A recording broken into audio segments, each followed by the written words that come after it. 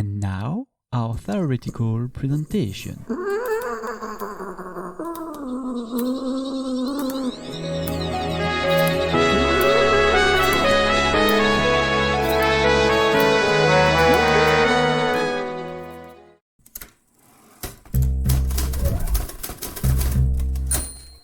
Bienvenue dans cette édition du Barbarie du soir. Pour cet éditorial, je vous propose de revenir sur le procès du moment, celui du Rassemblement national. La semaine dernière, le procureur a donné son réquisitoire. Après une démonstration implacable, il a requis à l'encontre de l'ancienne présidente de ce parti 5 ans d'emprisonnement, dont 3 assortis de sursis et 300 000 € d'amende. Mais ce qui a fait le plus parler, c'est la requête d'inéligibilité de 5 ans avec exécution provisoire. Plusieurs députés se sont insurgés contre cette demande d'inéligibilité, arguant que ce serait aux électeurs de décider qui est digne de les représenter.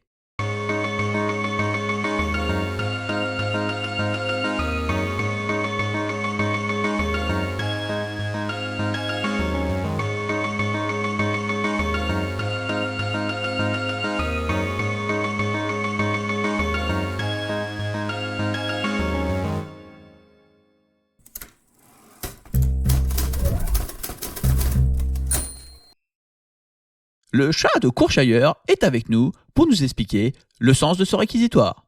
Bonsoir, monsieur de Courchailleur. Bonsoir, monsieur de Barbarie. Ce réquisitoire montre-t-il une volonté de mise à mort politique de la prévenue ? Absolument pas.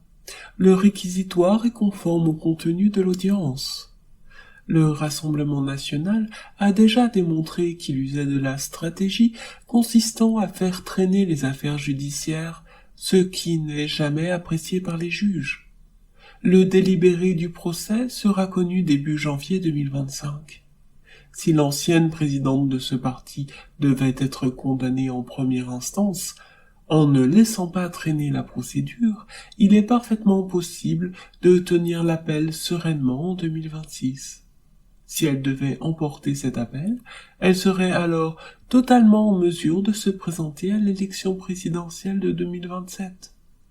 Il s'agit donc probablement d'une incitation à ne pas persister dans la stratégie consistant à laisser traîner les affaires judiciaires. L'objection des députés quant à la demande d'inéligibilité vous semble-t-elle légitime ? Eh bien, cette peine d'inéligibilité est prévue par la loi Sapin.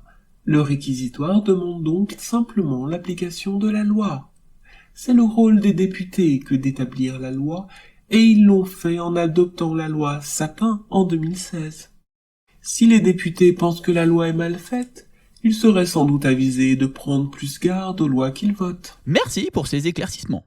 Voyons tout de suite la réaction de la concernée.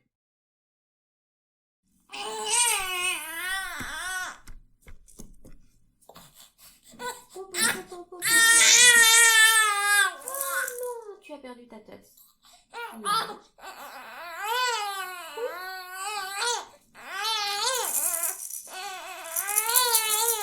Allez, 2 minutes et tu attends.